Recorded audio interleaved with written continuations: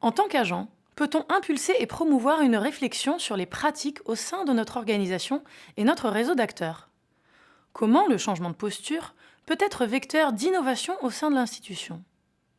Il s'agit plus de convaincre, en bousculant nos méthodes de travail, de démontrer qu'on peut ouvrir un nouveau champ des possibles à partir d'exemples convaincants, de petites réussites. On peut démontrer que la posture d'aller vers, en étant dans une démarche expérimentale, peut permettre de développer des projets plus adaptés et plus innovants, qui peuvent convaincre. Il s'agit de solliciter de nouveaux partenaires, de modifier des procédures, de travailler de façon plus transversale, de sortir de notre zone de confort habituelle, d'accepter de croiser nos regards. C'est une question d'ouverture d'esprit, de prise d'initiative et de prise de risque qu'il faut assumer dans son positionnement. Ainsi, le passage d'une logique de financement de projet par rapport à des résultats prédéfinis à une logique de financement par rapport à une méthodologie d'intervention permet une vraie co-construction de projet en partant du terrain. Si l'on prend l'exemple de la réalisation d'aménagements participatifs dans un quartier en rénovation urbaine, on ne connaît pas le résultat livrable en amont, mais la méthode de mise en œuvre est la garantie d'un processus participatif. C'est ça, en réalité, le résultat attendu.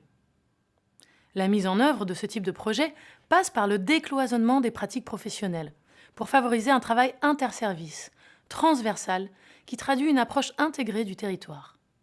En effet, un outil de développement peut répondre à plusieurs enjeux, tout comme un frein peut entraîner toute une chaîne de dysfonctionnements ou d'obstacles conséquents. Pour illustrer, on peut prendre l'exemple de la gestion urbaine et sociale de proximité. C'est un dispositif qui a pour objectif explicite le rassemblement de toutes les parties prenantes, comme les services techniques des collectivités, les habitants, les bailleurs, etc., autour de la gestion durable du territoire.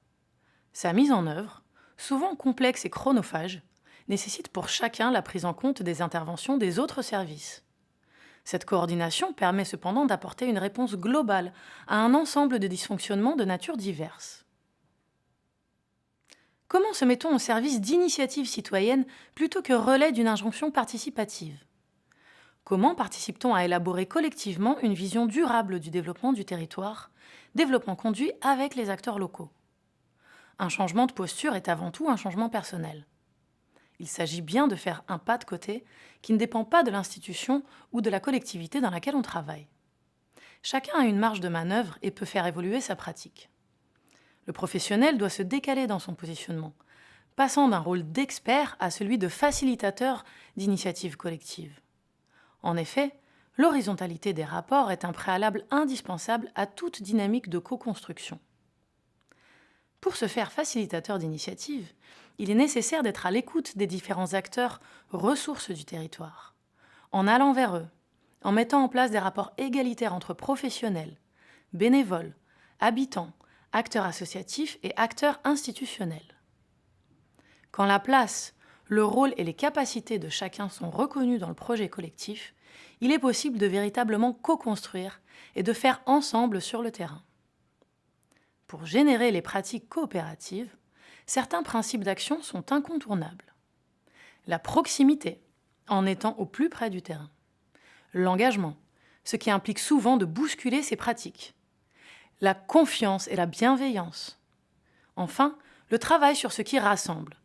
Les notions d'envie partagée, de désir d'agir et de plaisir à faire ensemble sont ici centrales. Ainsi, c'est le sens premier de notre intervention qui va orienter les outils, les dispositifs, les procédures que l'on va mettre en place.